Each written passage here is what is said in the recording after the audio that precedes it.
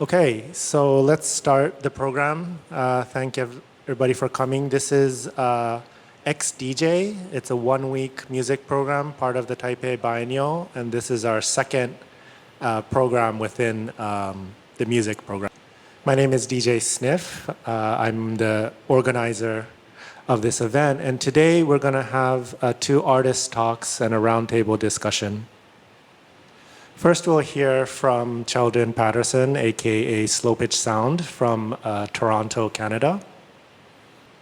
And this will be followed by Mariam Rezaei from Newcastle, UK. And after we hear about their work, I'll be joined with also DJ Rex Chan, and the four of us who will be playing a concert tomorrow will have a discussion about our work and about DJing and turntablism. So without further ado, this is SlowPitchSound. 谢谢, thank you. Oh, one thing.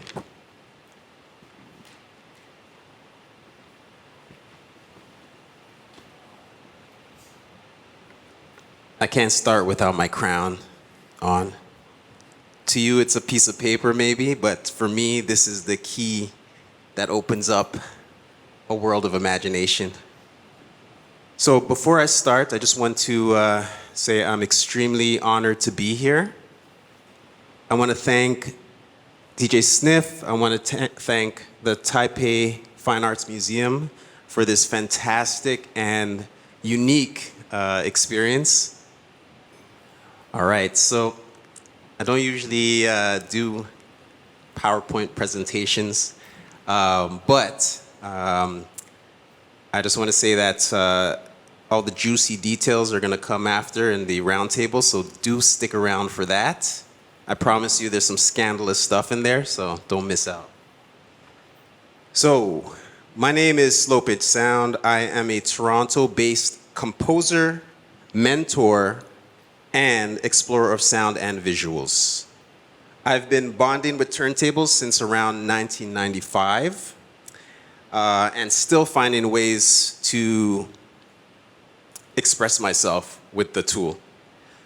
I'm not institutionally musically trained. All of my learning has come from just mentoring or just hanging around other DJs and just a self-taught approach. And I don't have a crazy story like most artists about coming from like a musical family or anything. There's no one in my family that's really musical. It's just me doing this crazy sound art stuff. So as a child, my family was poor. I didn't have many toys, so I really relied on my imagination. I would use old boxes and just things lying around the house to play around with. And for me, this was something that really drew me towards hip-hop music. Because, let me take it back a little bit, like I wasn't into music at all when I was in my younger school days. But when I discovered hip-hop music, it had a similar thing that I was looking for or I won't say looking for, but this idea of taking little and making a lot out of it. So using what you had to just create something bigger.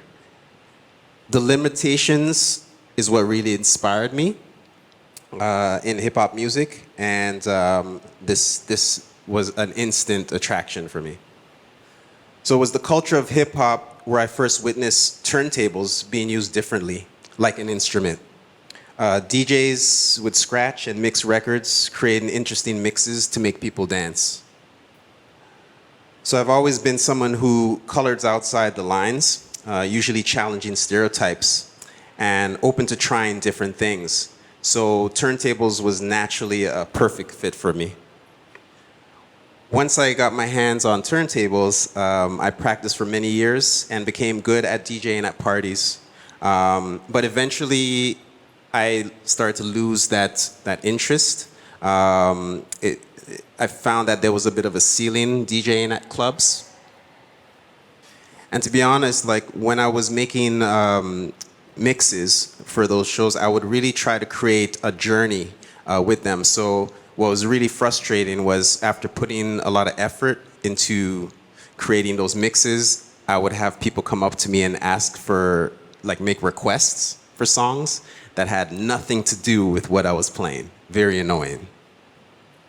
The thing is, I was still very into turntables. So I wanted to find another place that I can still use them. And by leaving that sort of that club and DJ world, I ended up discovering the improv jazz scene in Toronto. The change that happened around that time is I started to dive deeper into the turntable and just had more curiosity to explore it. At this point, I started to search for other ways to use the turntable outside of the club and DJ world. So in this area of like finding out that there's other musicians who just like to experiment and in that jazz and improv scene, it really gave me the confidence to keep doing what I'm doing. I was encouraged to experiment more with my instrument. Also around this time, I had started I met up with another DJ who was also like me, searching for another way of expressing themselves on the turntables. And this was great because we were supporting each other. We went by the name Inside a Mind. And what we did was really challenge what everyone thought of a DJ back then. So we would like deliberately get on stage and just kind of like confuse people, really. So for example, you know, it's as soon as people see someone with a turntable on a stage, they automatically think we're gonna start playing music for people to dance to. So something funny we would do at shows was a routine where we pretended that our set wasn't working. Yeah, so we would start like with a big countdown, getting ready as though we were gonna like get the party going. And as soon as we made the first move, there would be no sound on purpose. We would then look around all confused, like something's wrong with our setup, and start testing out parts, but making sounds individual, like one at a time, checking things out.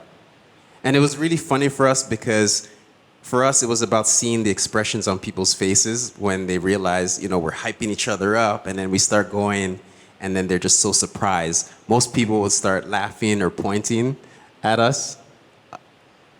But then we would just take that energy and break out into a very elaborate routine, just making noise on our turntables and building it up into like a big, just a big routine.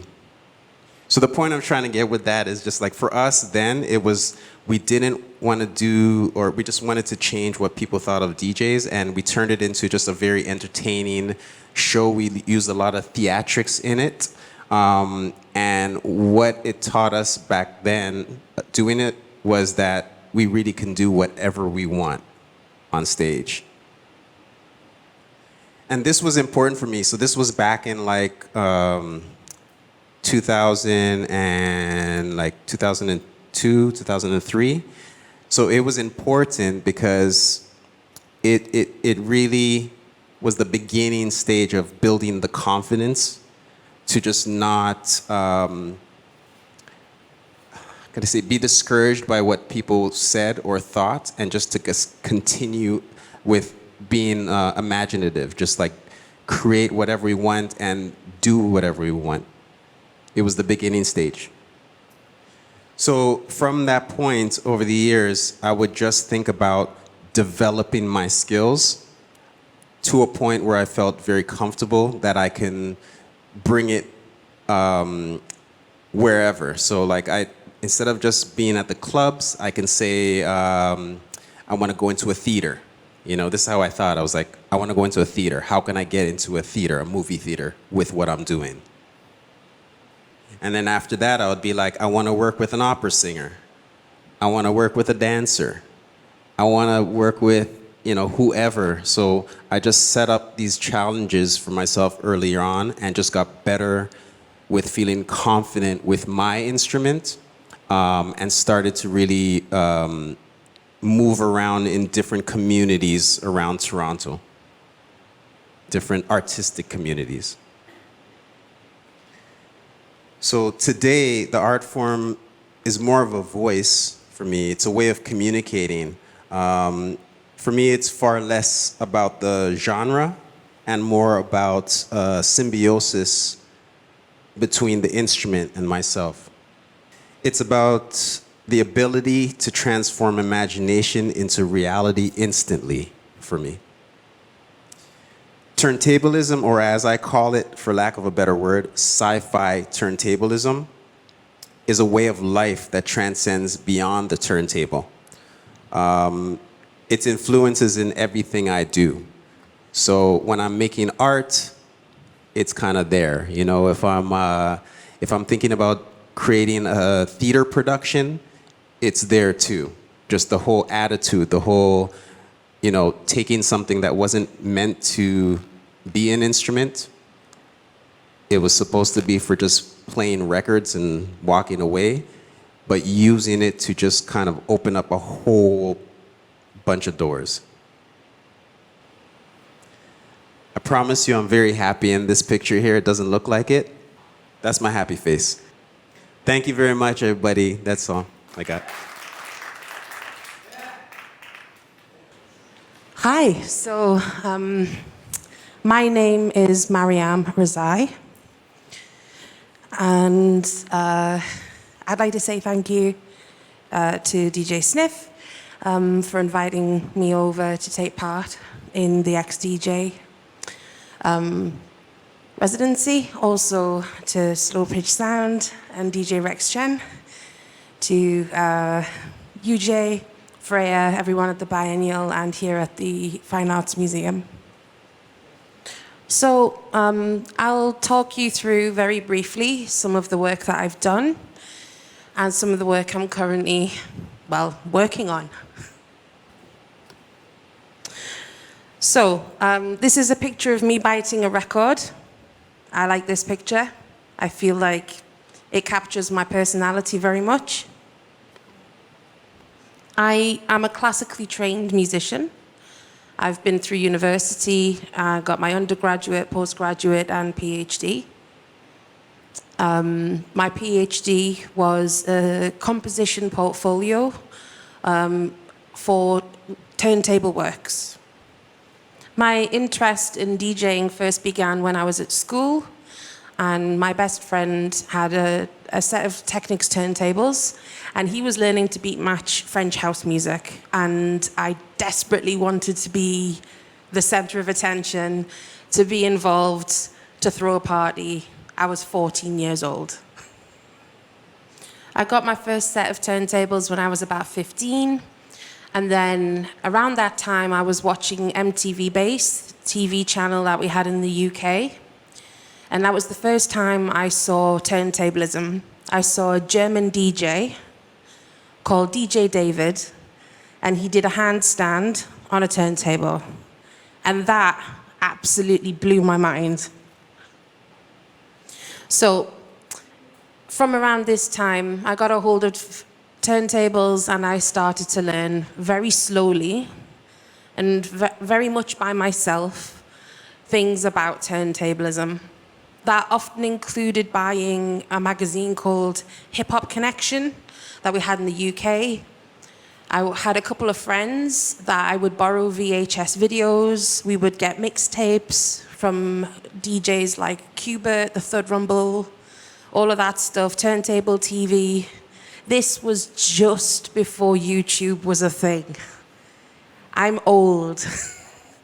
That was a hard time to learn to scratch by yourself in the north of England. So, I mentioned I was very lonely. And what I realized very quickly was that for myself to be able to write and to work with other turntablists, I would have to train other people to become turntablists. And that's exactly what I did. In this picture, I'm about 22, and I started a turntable ensemble called Noisestra. For several months, we met every week, and there were 13 young people. We would get together and they'd learn to DJ and beat match. They also learned scratching and beat juggling.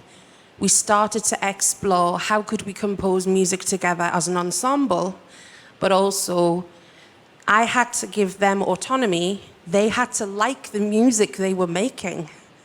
That was a very interesting process. In this picture, you can see the young people, and you can see an older ensemble of musicians. Their name is Apartment House. The younger turntablists were teaching the other musicians, who were all classically trained, how to scratch. And that was something they decided they wanted to do live on stage. And it was really, really amazing to see. So I mentioned that this all happened live on stage because we did perform a large piece in the end. Here is another slide.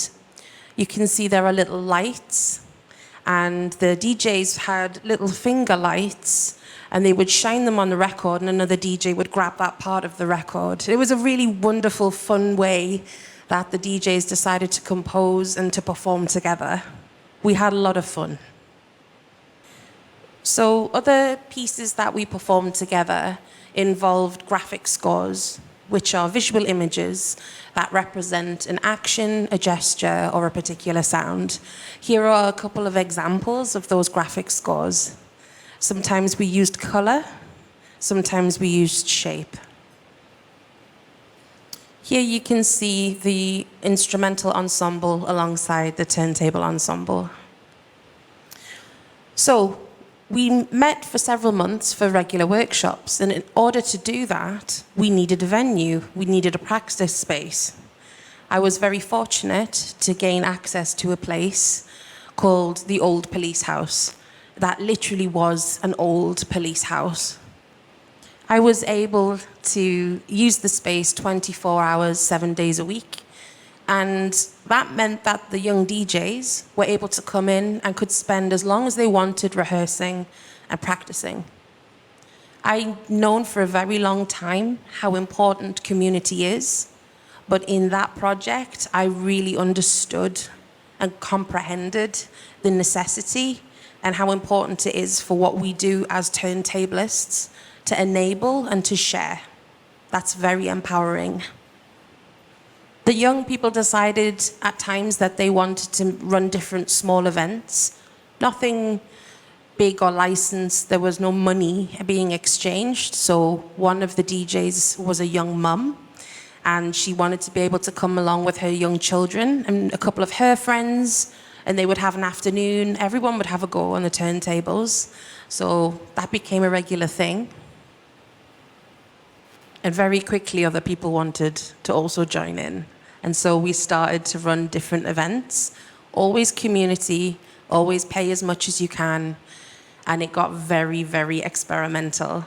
So you can see pictures here of different ensembles. We have the harpist Rodri Davis and the singer Richard Dawson. There's a double bassist Michael Dutch over there in the corner. And then we would have late night hangs. People would just come, make sounds, and have a good time. And the reason that this is important for my work is that it provided me with an audience of people who were willing to listen to the very weird things that I decided I wanted to do with turntables. Being able to play to a very small audience who were willing to listen to any music, whether it's good or bad, really was very important for me. It took me a long time as a classically trained musician to break down a lot of the rules and the pedagogy that I had learned. I was classically trained on the piano, and I used to compete when I was younger. So I had a very strong Western harmonic perspective on music. And it meant I found it very difficult to find a place for the turntable. There were about 5 years when I really struggled to work out how I could make the music that I wanted to make. And I really had to fail a lot. And I did.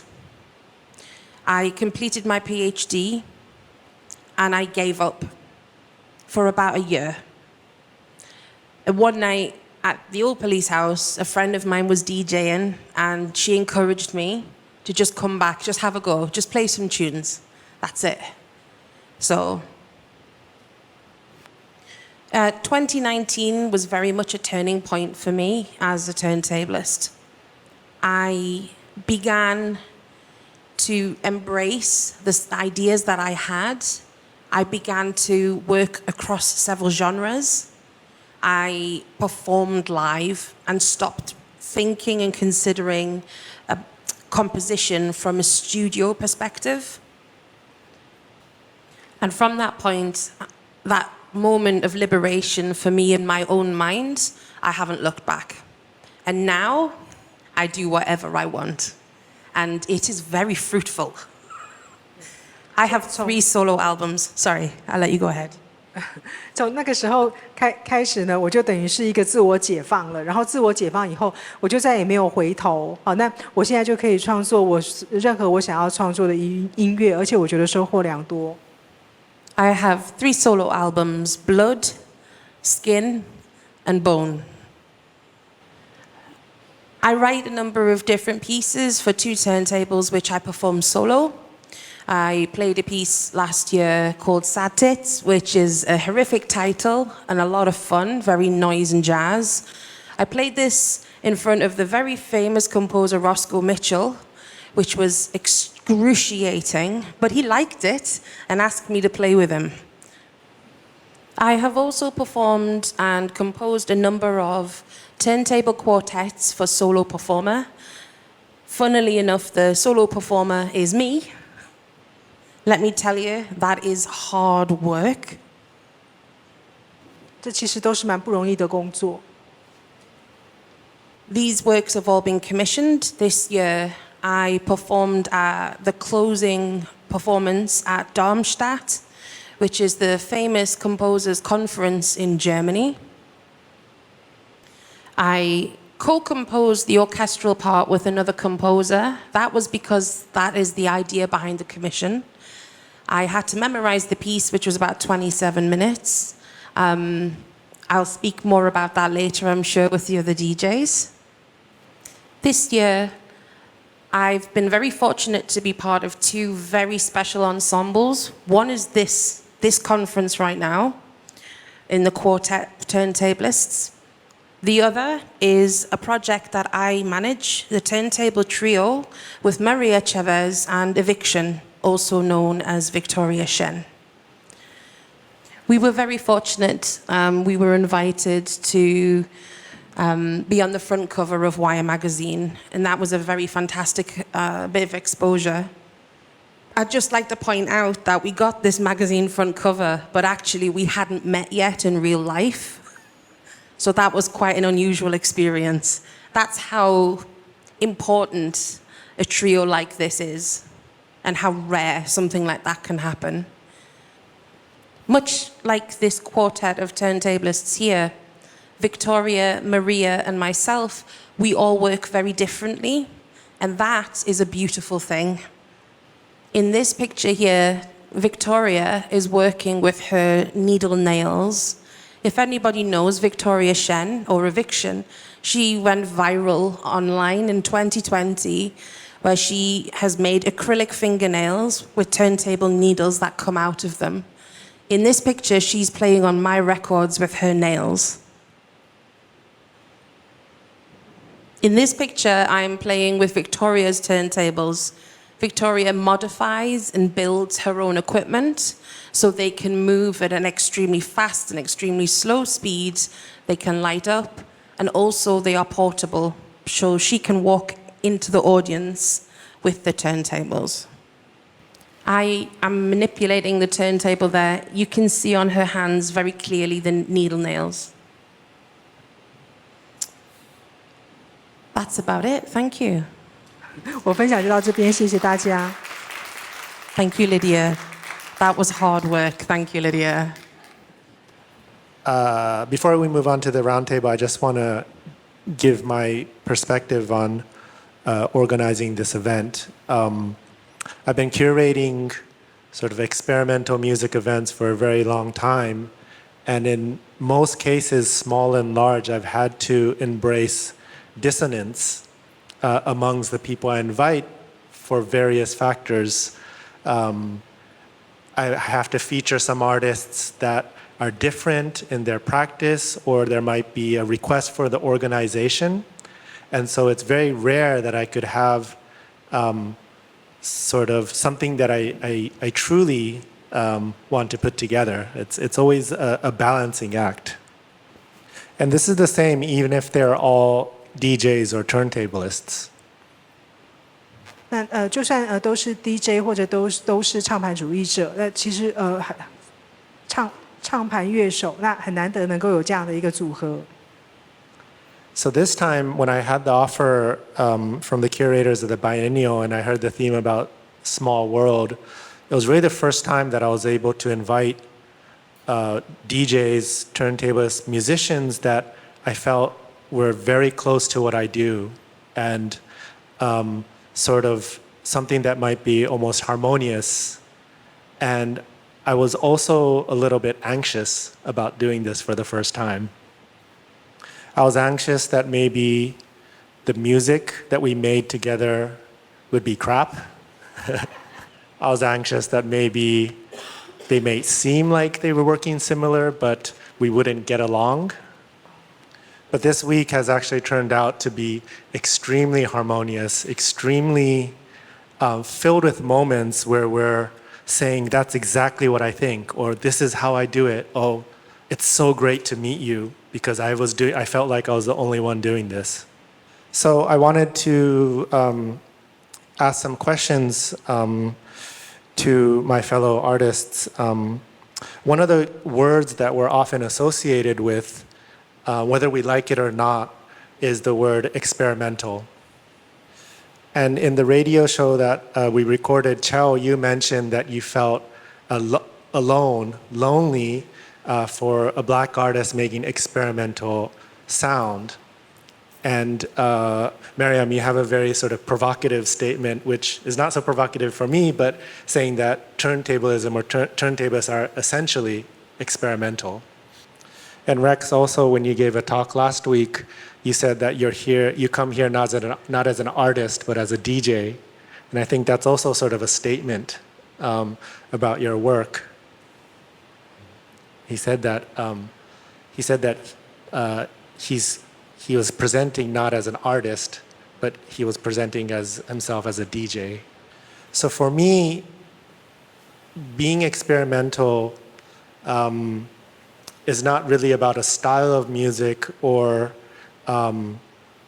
sort of something that I really consciously think about, but it's rooted in sort of growing up in Japan in the music scene there, where in one night you would have 10 to 15 bands, 10 minutes or 15 minutes each going after each other, going one after another, and that you just had to be, it was very competitive in a way that you had to be different to leave an impression.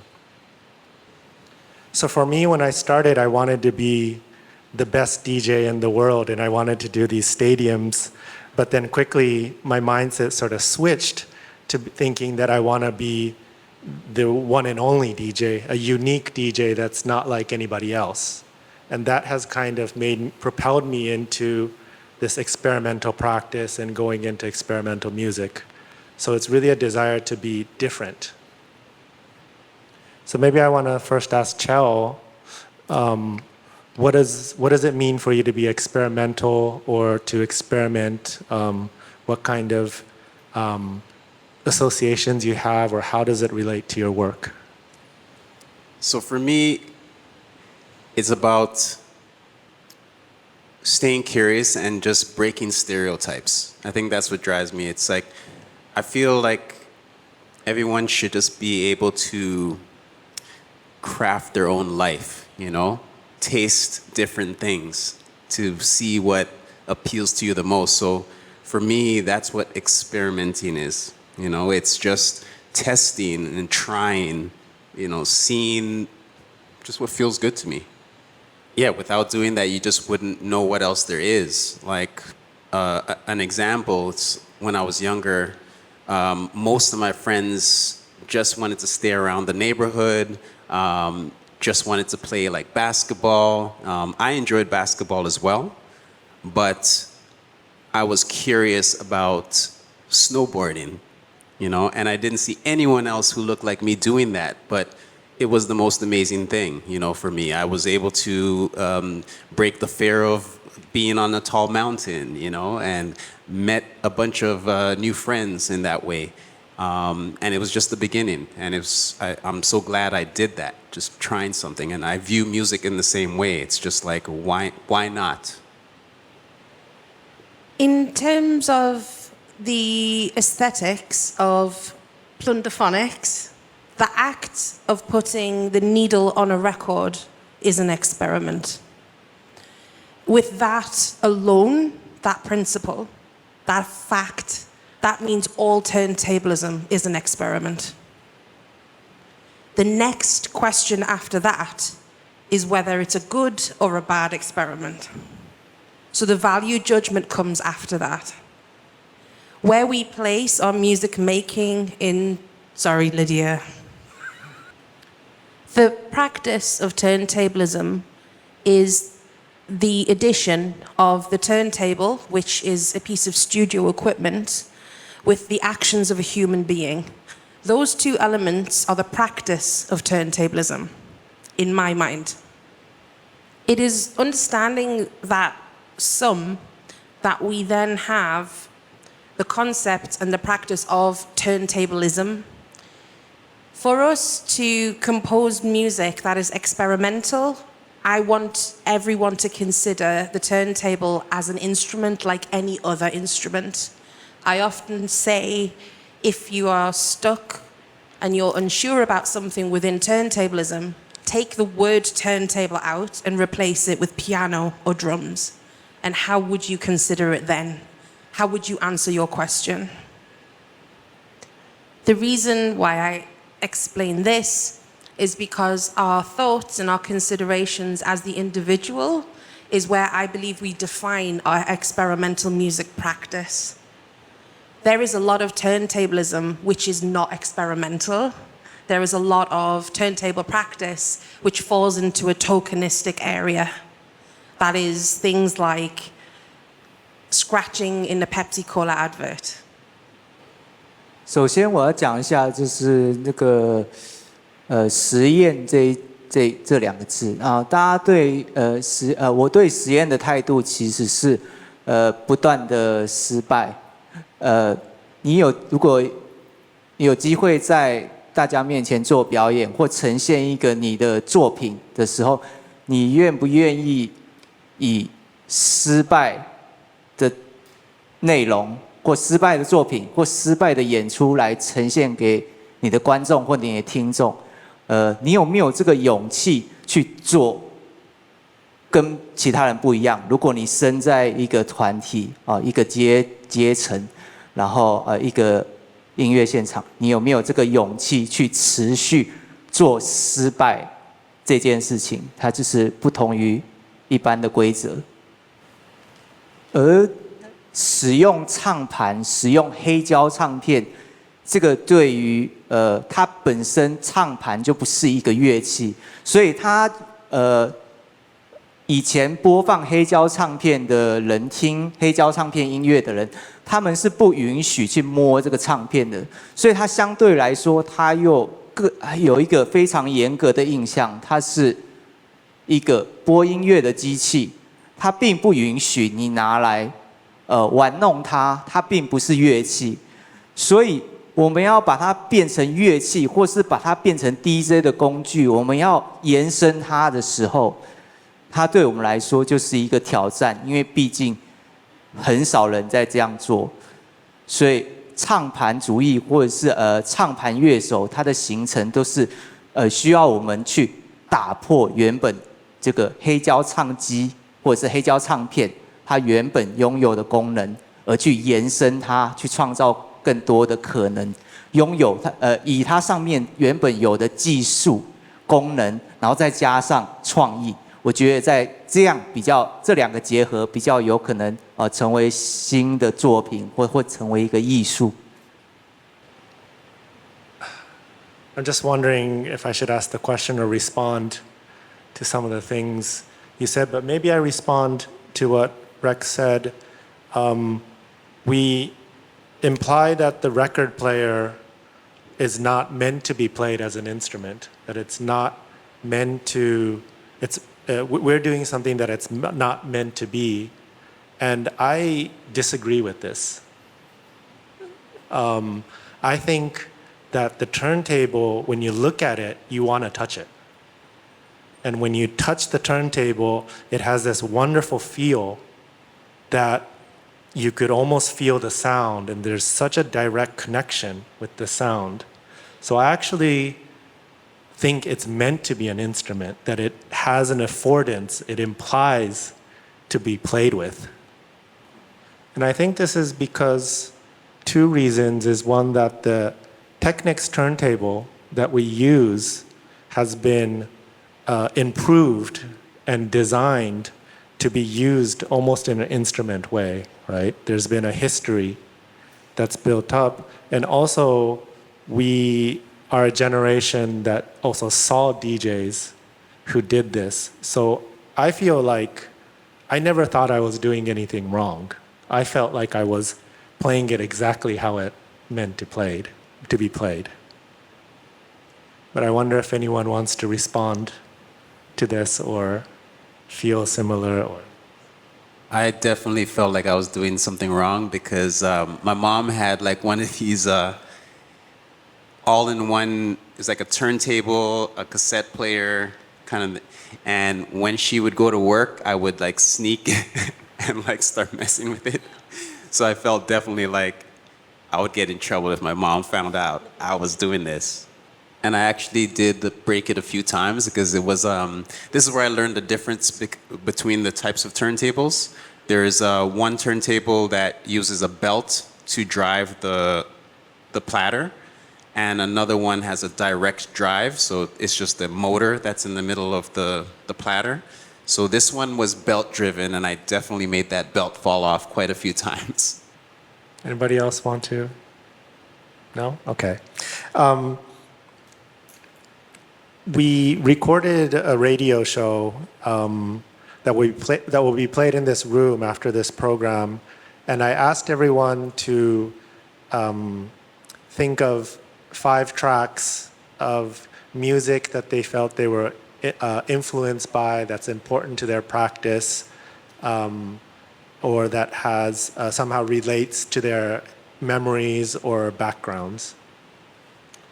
And one of my intention was to see if there was as much contrast to the actual music that we make.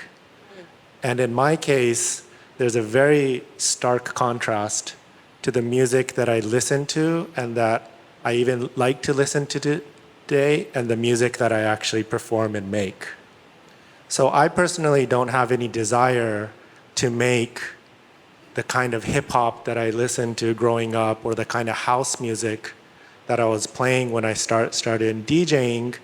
I'm very conscious of making a music that I could only make, like I mentioned earlier. But I brought this group together because also, as it implies in the name, ex-DJ, which not only implies to experimental, but I knew that everyone had a DJ background. And I feel that I may not play the same kind of music, but I carry a lot of the sensibilities and a lot of the skills or my approaches that I developed while I was DJing into this completely different kind of music that I do. So I wanted to ask you, what is your relationship, or how does it reflect on your own music, your influences, your histories, or your experiences of coming up as a DJ? Because not every turntablist experimental turntablist has a DJ background. It's actually quite rare for us to come together with such a strong sort of roots in DJ and DJ culture. So I wanted to ask. Anyone? Yeah. So I chose music by DJ Screw, DJ Pam the Funkstress, DJ D Styles, a producer called Hudson Mohawk, a visual artist and turntablist Rezaei Yasin. Was there something? Oh! And DJ Sniff. I think you might have heard of him. I think the music that I chose is made by turntablists who think further outside the box, so to speak, from the DJ battle scene. Either they weren't world champions or they've taken turntablism as one of their many instruments as a producer. And in the music that they make, they all push and experiment in different ways, and are all virtuosic. For me, earlier on, I was very, I tried to replicate. And I agree with Sniff about, even to this day, I still use elements from DJing, crossfading, counting beats, all these kind of things. But as I developed, I started to find inspiration from different places. And I feel like I would even look outside of music as well, even looking to nature. Hearing sounds around, trying to replicate sounds, things like that. So as I got deeper into developing my skills, like how to use the turntable, and that got better, it just kind of forced me to look elsewhere for inspiration. 我跟 DJ 的关联就是我在2003年在台中的夜店跟浪举吧，它就是沙发吧啊，工作了2年，然后我每天就是洗杯子之余，我就要放歌，要放那个连续的舞曲给客人听。我在那边建构了我的基本的基础。另外还有就是2000年左右，我认识这个蓝色唱片行，台中蓝色唱片行的 JC， 然后这个老板他教了我所有的 DJ 的技巧，然后没有收任何的费用。接下来就是在2003年，我去了春天呐喊表演，然后我在那里认识了很多乐团，然后那时候我是唯一拿唱盘当乐器去表演的，所以就是从那时候开始，我决定要把 DJ 这个东西转为做现场 live， 就不是单纯的只是放音乐、放跳舞音乐给大家听了。When after living in Japan, and then I moved to Europe, and that's the first time I really experienced academic music, contemporary music, new music, and I was very struck by this divide or this tension between composition and improvisation. And I didn't realize that these two ideas of music making was so divided, institutionalized, and how much they hated each other. And this felt very foreign for me.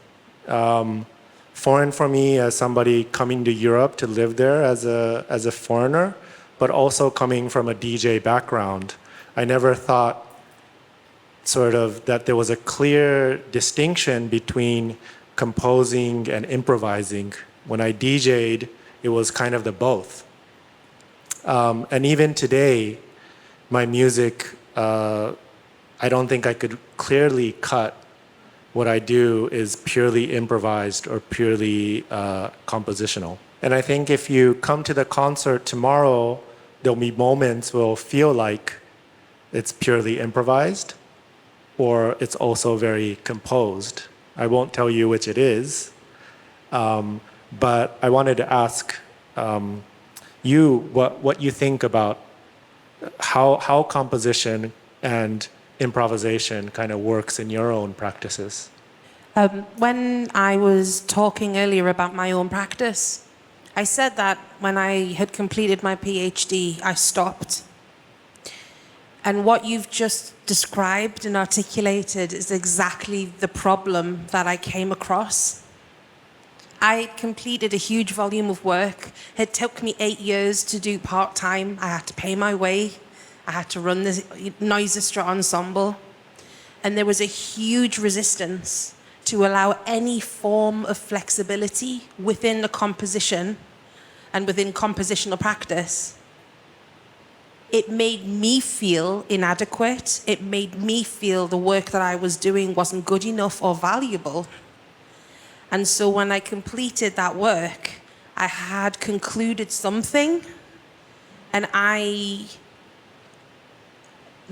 believed the negative for a long time. But what I now know is that I was ready to understand. I was at the beginning of something very exciting. I had realized I need to be freer. The practice of turntablism is experimental, so I at least agree with this. And that means the possibility of something new occurring exists. Now, it sounds maybe naive to explain it or to say it very explicitly, but I wonder, why would you be a composer? Why would you make new music if you are not searching for something new? The practice of turntablism is around 100 years old. So that means it's still a toddler. It has a long way to go still. I can hear and see it, and I can in all of you as DJs and here in this room. And that means we are still learning, and we're learning a lot, because toddlers can only do so much. We've got to get to the teens yet. The institution, certainly that I come from, the academic practice in Europe, has one particular idea, and it's dangerous, because one idea is not correct. Several ideas should exist in harmony at the same time. Surely that's the beauty of life. It's an interesting one for me. An age-old argument for sure.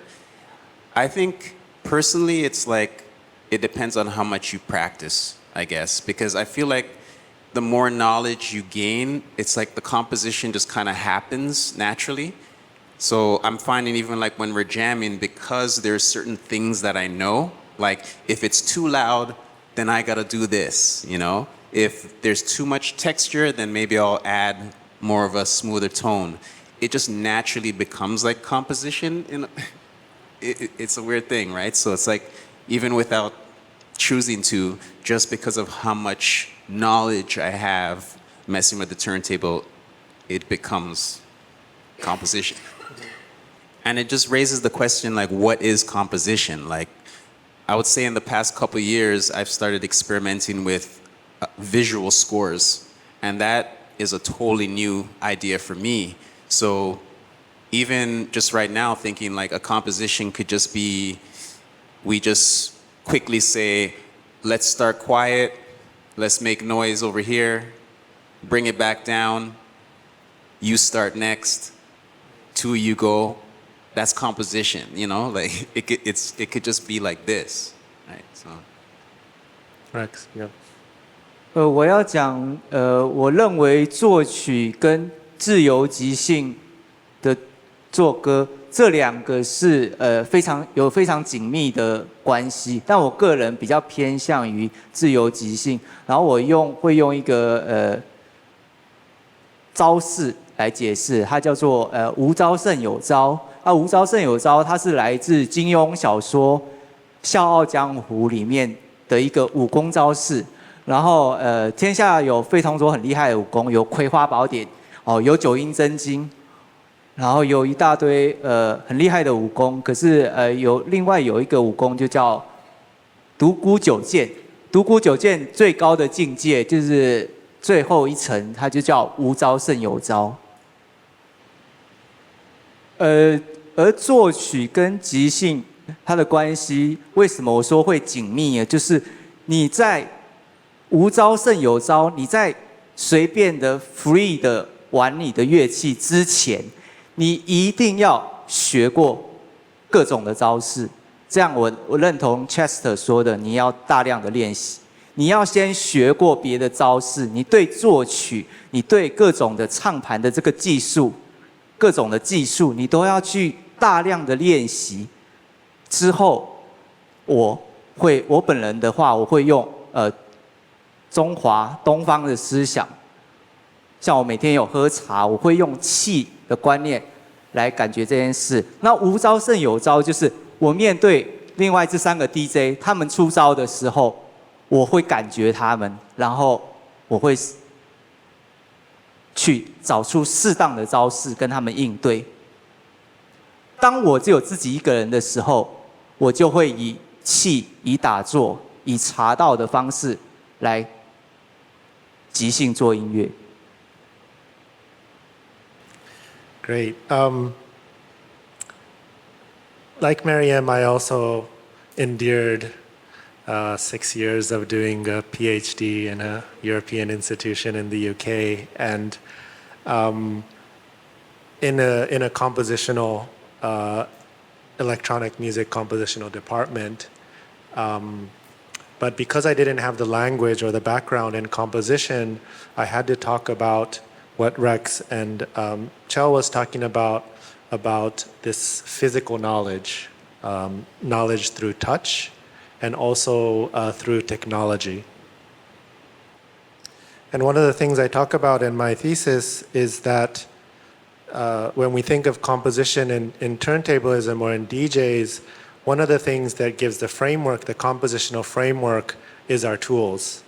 The turntable, the records, the way that how sounds move in a rotation, and how we kind of visualize or memorize through our body of how sounds move on the platter and how much we need to manipulate this. And this is very much tied to the physical and the technical qualities of the turntable.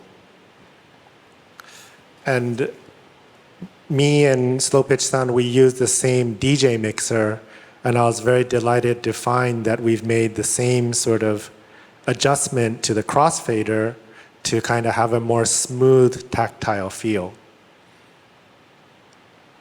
所以它最终也还是会跟触觉有关。那所以刚才提到说这个例子，有一些 DJ 他们的 mixer 他会去做一些调整，然后用手指头，然后交叉的一些调整，那个也是跟触觉有关。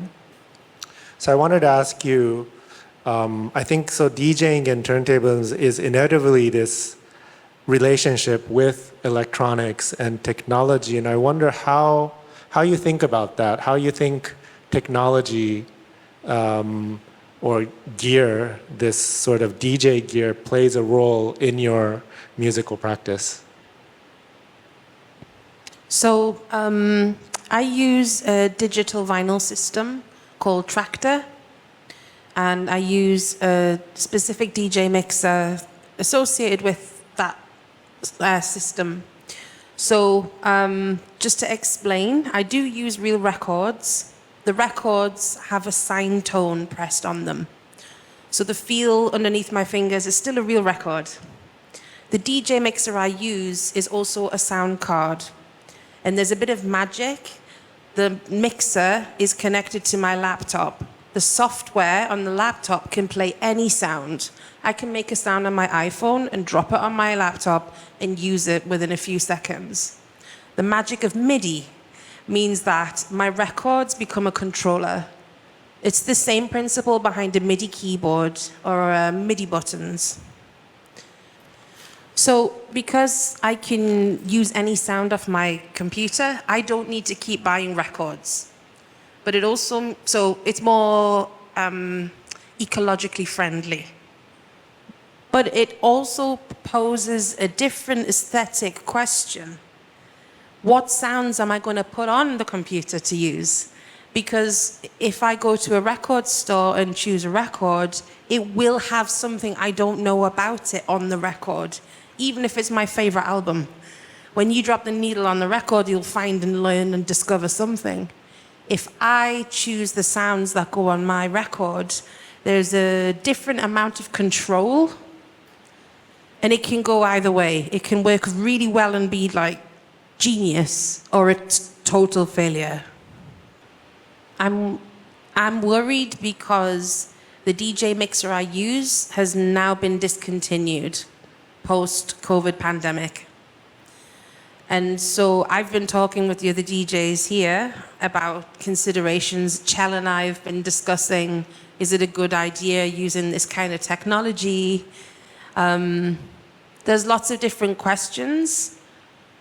One issue with new technology is we have found there are a new generation of DJs that could be called lazy.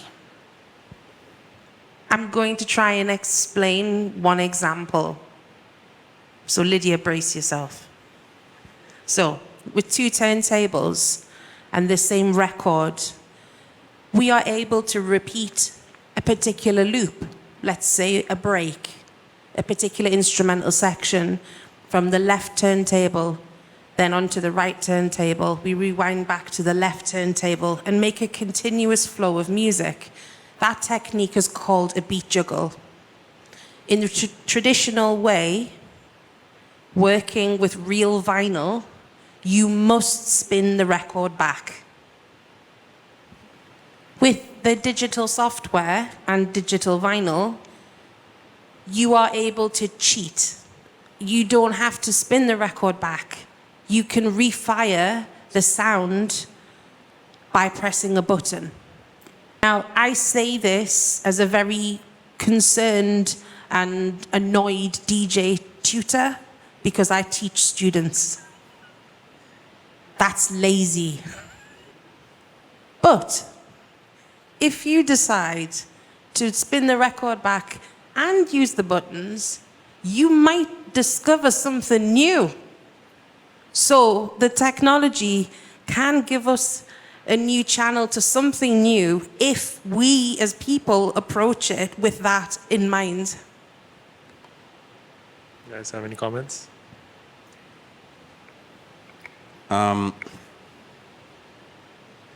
Yeah, it definitely makes a difference, like technology. I mean, there wasn't always a crossfader on the mixer before, and that definitely changed the whole generation of DJs adding that. For me, couple key things. One is time, for sure. Spending time with something, right? You'll get bored, and then you'll try to find what else you can do if you're patient and if you're dedicated to sticking with it. So I'm not against technology. I mean, ideally, it's got to be something that, like, I don't want to just DJ like this.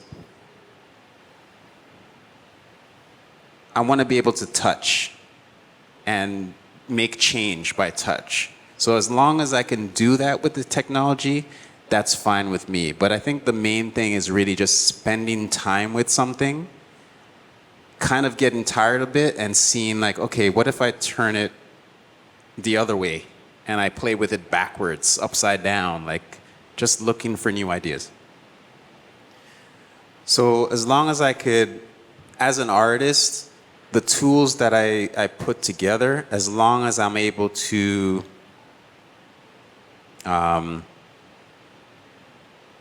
be tactile with it, like, I don't know what other word to use for that. Like, as long as I could influence it through touch and change it in that way, that's what I'm looking for. And I'll try to stick with that as long as I can. Hopefully they won't discontinue it. But yeah, as long as I can stick with that tool or find something else that's close to that. So if it does break or something, if there is something else that replaces it that is kind of similar, then for me personally, that's what I look for. And the last thing I'll say is just going back to what I said earlier when I was doing the talk, turntablism like as a way of life kind of thing, that's helpful. It's because when I do use other tools, I have that mentality of doing it different, you know, using it in a way that it's not supposed to be used, trying to find a way to use the tool to say what I want, to express myself in the purest way. And that ties all together with spending time, practicing, getting to a point where whatever you think, you can get it out in front of you on whatever tools you're using. The end. Thanks. 然后基本上他们已经把我说的说完了，就是科技跟类比，数位跟类比，他们其实是你要很小心的运用它，这样就是科技非常方便，但你很容易在这之中迷失。那你就没有办法像 Chill 说的，你没有办法真正的表达自己。那当我们要面对自己，或是我们要面对一个作品的时候，那这样我突然，刚前他们也有讲过，就是类比你会在手动上做，你会做非常多的身体跟这个机器的连接，但是数位它又提供你连接未来的方式，所以就我的意见是比较偏向你要站在时代思潮的背景下去思考你的作品，你一样可以做出像古时候巴哈或者是贝多芬一样的作品，但是你一定要用当代思潮或这个时代的思潮来创作，而两种在我现在的创作中我都会使用，但是我很喜欢限制我自己，我把数位的功能跟类比的功能都缩限到一个比较我双手可及、双手双眼跟双脚可及的程度。不会超越它，以这个限制里面，来做创作。OK， 这就是我面对这个数位跟类比的答案。Thank you. We're almost out of time, and I could finish with the last question, but also maybe if there are any questions from the audience. 我们时间应该是差不多。那如果各位观众有问题的话，欢迎你们提出来。喂，你好，我有些问题想要问，然后因为我之前有被一中哥鼓励，然后所以我有开始在做一些实验音乐的练习，然后我在做的时候，因为我同时也是一个艺术大学的研究生，然后我就是在思考说，就是音乐的结构这件事情对不同背景的音乐创作者来说，好像有不同的意义。比如说，像刚刚大家有提到说，就是音乐学院出身的人，他们可能会面对他们自己学的一些方法论打破之后，重新的一些美学的建构。然后这部分我也想请Mariam 再多说一点，他在打破这一块的时候，他的思考，还有就是他有提到说，他博士论文的最后一年，他的那个突破口是什么？这是第一个问题。然后想说，要不要先翻译That's a very good question.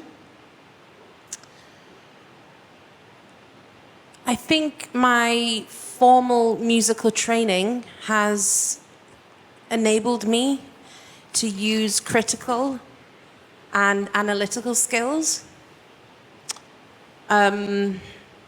which I then apply to my turntable practice. For example, writing for 4 turntables and 1 performer. The first turntable quartet for solo performer that I composed, I was interested in pitch and using specific tones. The samples that I used were cello and double bass. So that came from my classical training and my classical thinking. The turntable and DJ in me said it didn't sound good.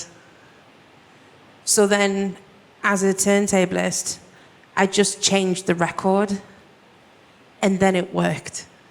It was totally different. So I know that my understanding of music structure, form, analysis, and some technique can be informed by my classical understanding. But the curiosity of the instrument itself comes from being a naughty turntablist. The other thing to add to this is this performance at Darmstadt. Darmstadt is the conference where John Cage was anointed. John Cage, Stockhausen was established as Stockhausen. This is a conference where composers are chosen and they are told to the rest of the world they are a good composer. To be invited to this particular conference was a very difficult decision for me to accept and to make, because the turntable is still seen very much as a token. I had to talk and negotiate a great deal. The orchestra were all young. The conductor had no idea what I was going to do, even though I had sent recordings and I had a score. What I do want to point out is often the turntablist is seen as lesser.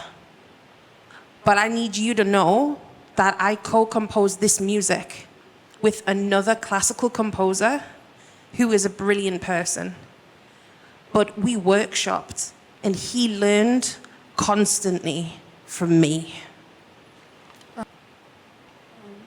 不好意思，我还有第二个问题，我尽量快一点。就是我在观察实验即兴音乐的演出，就是主要是台湾的演出，然后观众会有比较大的反应的状况是，他们听到超乎预期的声音的时候，他们就会欢呼。然后，但是在一般的 DJ 的演出的时候，好像比较多的状况是，他们在一个没有预期的状况，听到他们熟悉的音乐的时候，他们就会觉得哦，这个是一个很棒的状态。然后我很好奇，就是4位他们现在转换，或是现在定义自己是一个唱盘主义者的状态中，他们还会就是观察观众的回应去改变他们演奏内容吗？还是说他们现在就是会很专注在声音跟彼此的对话关系，然后跟他们的一些美学的表现，可能跟他们刚刚分享的内容有一点点重复啊。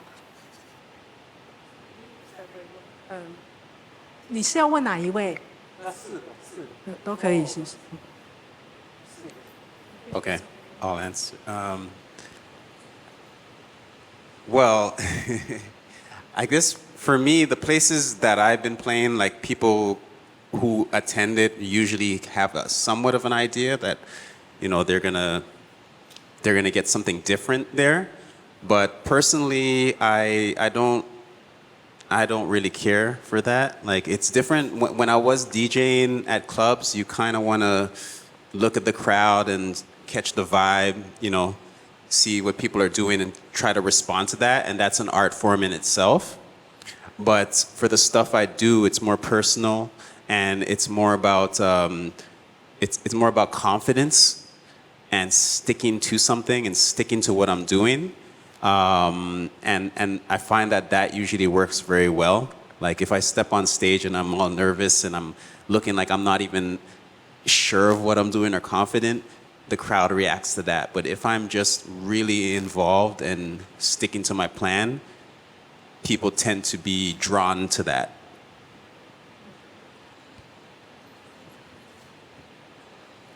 哦，就是我会稍微看一下观众反应，大部分时间我会专注在演出。那演完的时候，我有时候会问一下大家的意见，就是那个通常观众都听不懂。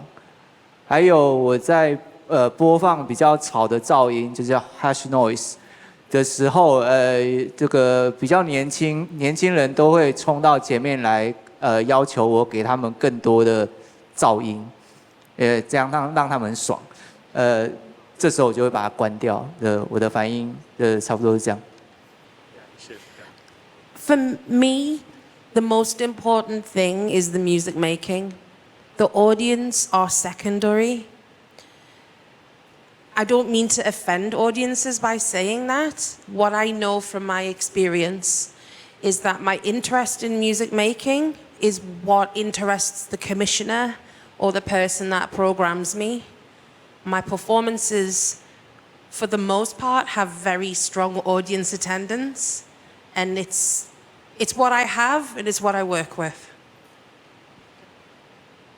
We're gonna have to actually, the museum will close at 5:30, right? So maybe we just take one more question.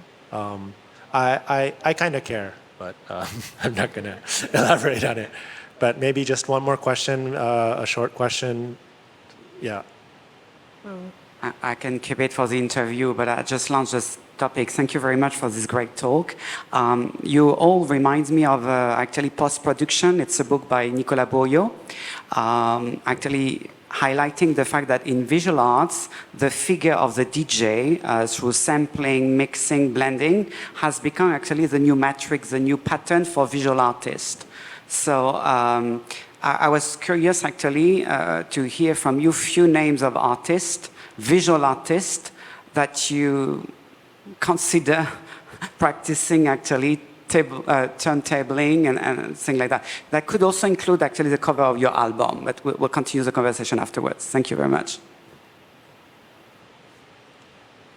I don't think it comes as a surprise that you see a similarity between visual arts and turntablism. Turntablism is a very visual practice. It's a practice that uses our bodies, that we use and we manipulate a number of materials and warp them in very many various different methods. I think we leave it to there. So we'd like to finish. Thank you so much for the wonderful discussion. Please come to the concert tomorrow.